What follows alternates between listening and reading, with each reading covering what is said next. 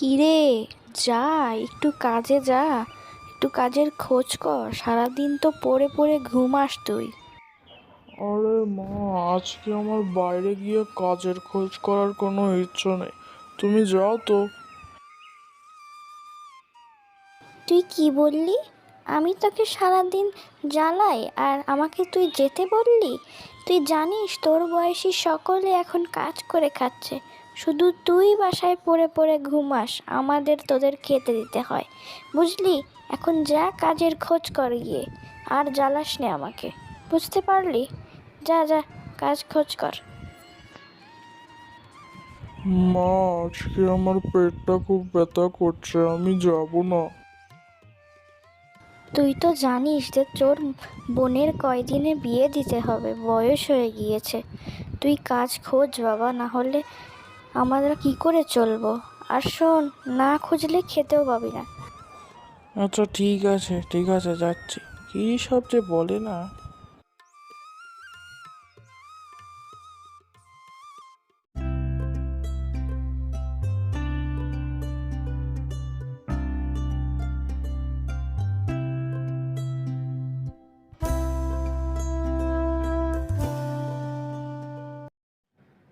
Uncle, আসসালামু আলাইকুম। কেমন আছেন? ভালো আছেন তো? হ্যাঁ, ভালো আছেন? ওয়ালাইকুম আসসালাম। আমি ভালো আছি, কিন্তু তুমি কে ভাই? আমার নাম করিম। আমি এই পাশেই থাকি। তো অনেক দিন ধরে আমার কোনো কাজ পাচ্ছি না তো আঙ্কেল। তো সেই জন্য আপনি যদি আমাকে একটু কাজে রাখতেন তাহলে একটু ভালো হতো। আরে এই পাগল ছেলে, তোমার কি মাথায় সমস্যা নাকি? হ্যাঁ, আমি নিজেই তো এই মাঠে কাজ করি, আমাকে দেখতে পাচ্ছ না? আমি একজন কৃষক। তুমি আমার কাছে চাকরি চেতে এসেছো? হ্যাঁ, যাও, গিয়ে এই মাঠের মালিকের কাছে গিয়ে কথা বলো। সেই জন্যই তো এতদিনেও তোমার কোনো চাকরি হয়নি। যাও, পালাও এখান থেকে। আর এই কথা শোনার পরই করিমের অনেক খারাপ লাগে এবং সে তার উদাস মন নিয়ে সেই মাঠ থেকে চলে যায়। এরপরে করিম তার মনের কষ্টে বসেই ছিল, কিন্তু হঠাৎ সে কোনো আওয়াজ শুনতে পায়। বাঁচাও, বাঁচাও, কেউ তো আমাকে বাঁচাও, বাঁচাও। কে? কে ওখানে? কে চিল্লাচ্ছে ওখানে? কে? কে ওখানে, বলো? তারপরে সে অপেক্ষা না করতে পেরে চলে যায় জায়গাটিকে দেখতে।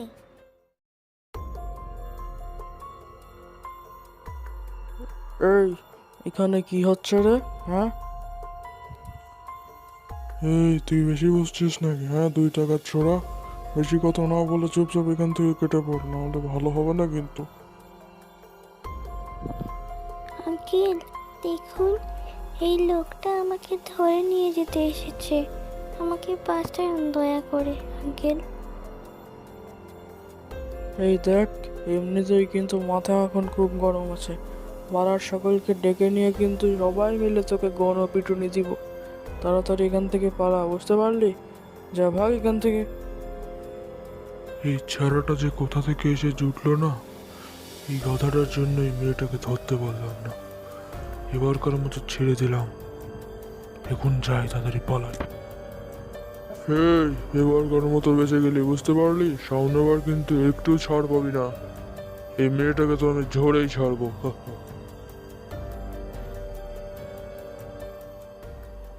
আপনাকে অনেক ধন্যবাদ ভাইয়া। এটা কোনো ব্যাপার না বোন। তে ওই লোকটা তোমাকে ধরতেই বা আসলো কেন? তুমি তাড়াতাড়ি বাসায় চলে যাও, তাহলে আবারও তোমাকে ধরতে আসবে। আসলে এই পৃথিবীর কোনো বাসাই আমার আসল বাসা নয়, তাই আমার কোথায় যাওয়ার প্রয়োজনও নেই। হ্যাঁ, কেন? তুমি কি এই পৃথিবীর বাসিন্দা নও নাকি? হ্যাঁ, কারণ আমি কোনো মানুষ নই যে, আমি এই পৃথিবীতে থাকি না। তাহলে তুমি কে? হ্যাঁ,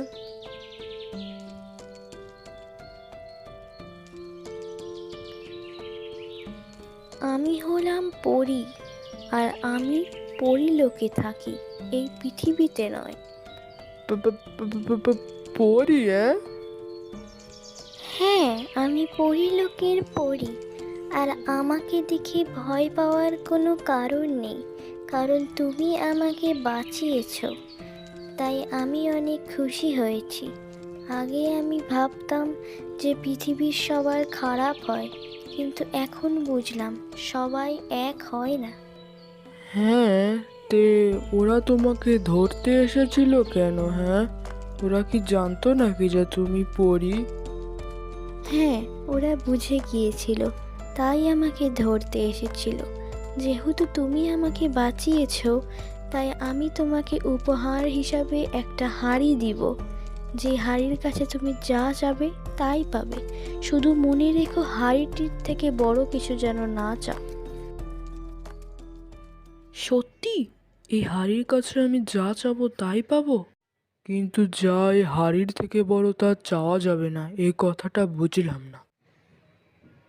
সেটাই তো আসল কথা, যেটা তোমাকে বুঝতে হবে। আর না বুঝলে একটা কথা মনে রেখো, যে তোমাকে শাস্তিও পেতে হতে পারে। এখন আমি পরীলোকে ফিরে যাচ্ছি, আর কখনো এই পৃথিবীতে আসা হবে না আমার। তাই যা সমস্যা হবে, তোমার নিজেকেই তা সমাধান করতে হবে। চললাম। না, দাঁড়াও পরি, দাঁড়াও। এখন আমি কি করব বুঝতে তো পারছি না। যদি কোনো সমস্যা হয় তাহলে তার সমাধান কি করে করব? যাই হোক, দেখি এটা কাজ কি করে করে। হারি, পারলে আমাকে একটা বিরিয়ানি এনে দাও দেখি। পারলে আমাকে বিরিয়ানি এনে দেখাও।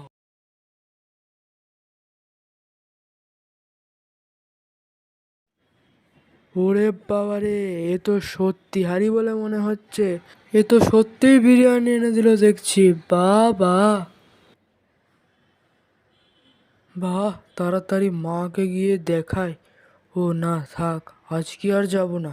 রাত হয়ে যাচ্ছে, আজকে বন্ধুর বাসায় গিয়ে থাকি। কাল না হয় মাকে গিয়ে দেখাবো। অনেক মা খুশি হয়ে যাবে, অনেক ভালো লাগবে আমার। যাই, তাড়াতাড়ি করে বন্ধুর বাসায় যাই।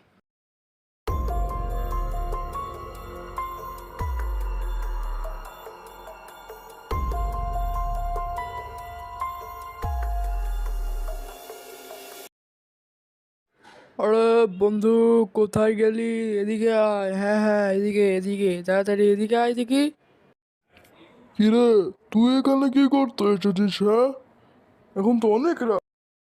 আরে বন্ধু, তুই তো জানিস যে আমার বাসা কত দূরে এখান থেকে। এখান দিয়ে যাচ্ছিলাম, তাই ভাবলাম আজ রাতটা তোর এখানেই থেকে যাই। আরে, তুই আমার বাড়িতে কেন থাকবি? হ্যাঁ, এখন তো অনেক রাত, যা বাড়ি যা, তাড়াতাড়ি যা। আরে বন্ধু, আজকের রাতটা থাকতে দে না দয়া করে। আজকে আর যেতে পারছি না, বুঝলি, অনেক ক্লান্ত। আরে দেখ কি পেয়েছি, জাদুর হাড়ি, বুঝলি। এই হাড়ির কাছ থেকে যা যাবো তাই পাবো, বুঝলি। কিরে, তুই কি আমার সাথে মশকরা করছিস নাকি নাকি সত্যি কথা বলছিস? হ্যাঁ, আরে বন্ধু, তুই আমাকে বিশ্বাস করিস না? এটা সত্যি নয় রে, মহা সত্যি। জানিস, আমি বিরিয়ানি খেয়ে আসলাম, এই হাড়ি থেকে চেয়েছিলাম, বুঝলি। যা, এখন আমাকে শুতে দে। এ যদি সত্যিই বলে থাকে তাহলে তো মজা হয়ে যাবে। হ্যাঁ হ্যাঁ, এই হাঁড়িটা চুরি করতে তো খুব মজা হবে। এই গাধাটাকে আজকে রাত্রের মতো থাকতে দিই। আচ্ছা আচ্ছা, ঠিক আছে বন্ধু, আজকে রাতটার মতো থাক। কিন্তু মনে রাখিস, কালকে সকাল হলেই চলে যাবে। আচ্ছা আচ্ছা, ঠিক আছে, তোর কথাই রইলো, সকালে চলে যাব। মাকেও তো এই হাড়িটা দেখাতে হবে নাকি? ঠিক আছে। আর এরপরই করিম ঘুমিয়ে যায়, হাঁড়িটিকে তার খাটের পাশে রেখে।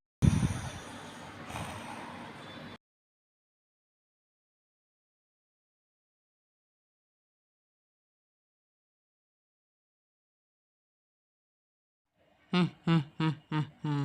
এখন হবে মজা, যখন আমি এই হাঁড়িটিকে নিয়ে যাব আর এই হাঁড়ির বদলে অন্য হাঁড়ি দিয়ে যাব। হা হা।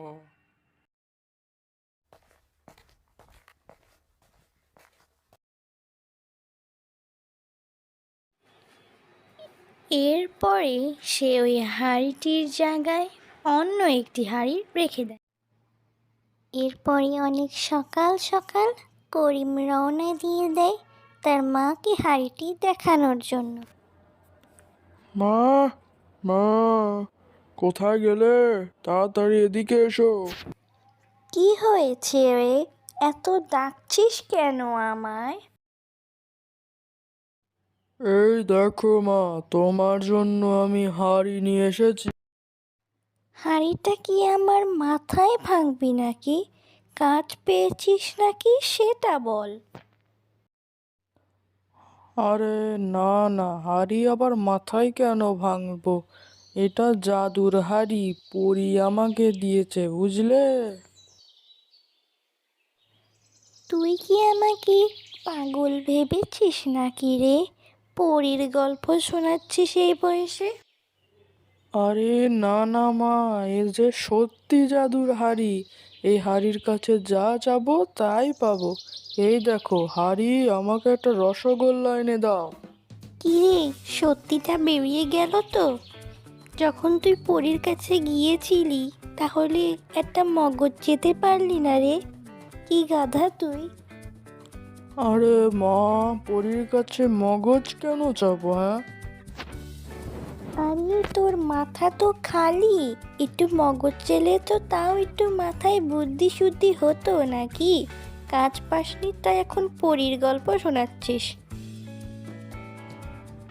মা, দাঁড়াবা তো মা, দাঁড়াও মা, দাঁড়াও। এখন আমি যাই যাবো তাই পাবো।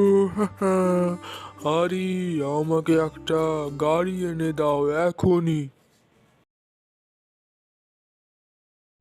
আচ্ছা ঠিক আছে, কোনো ব্যাপার না। হাড়ি হয়তো শুনতে পাইনি। হাড়ি, আমাকে এখন একটা প্রাসাদ এনে দাও শুনি। অনেক দিন ধরে রাজা হওয়ার খুব ইচ্ছা। হাড়ি, তুমি কি শুনতে পাচ্ছ? হ্যাঁ, আচ্ছা ঠিক আছে, একটা বাড়ি এনে দাও। এটা কি হাড়ি? এই হাড়ির উপরে কিন্তু আমার খুব রাগ হচ্ছে, আর এখন এই হাড়িটাকে আমি ছাড়বো না।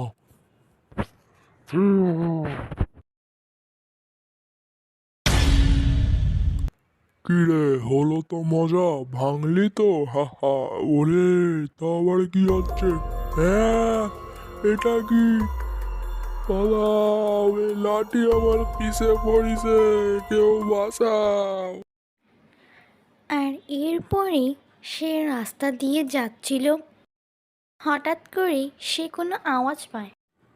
আরে বাঁচাও বাঁচাও, কেউ বাঁচাও। আ আ মরে গেলাম, সাইডে আমার। আস্তে আ এ বন্ধু বাসা, মরে গেলাম রে, বাসা, মরে গেলাম। কি রে, তোর এই অবস্থা কে করলো? আর কি বলবো বন্ধু, আর বলিস নে। আমি তোর আগের দিন হাড়ির লোভ আর সামলাতে পারিনি। তারপর তুই যখন ঘুমা গেছিলি, তখন আমি ওই হাড়ি পরিবর্তন করে দিছিলাম, আর ওই হাড়ির জায়গায় অন্য হাড়ি রেখে দিছিলাম। তারপর সকালবেলা উঠে আমি হাড়ির কাছে গাড়ি চালাম, বাড়ি চালাম, মহল চাইলাম, কিন্তু তারপরেও কিচ্ছু দিল না। দেখে আমি রাগি যাই, হাড়ি ভাঙলাম, আর ওই হাড়ি লাঠি হয়ে যে আমাকে চরম মারলো। ওরে বেটা, তাহলে তুই হাঁড়ি চোর! তোর জন্য আমি মায়ের কাছে কত বকুনি যে খালাম। আর এখন আমি বুঝেছি যে পরী আমাকে হাড়ির চেয়ে বড় কিছু কেন নিতে নিষেধ করেছিল। এখন আমি পরীর কথাটা বুঝতে পেরেছি, আর এটাও বুঝতে পেরেছি যে তুই কেমন বন্ধু।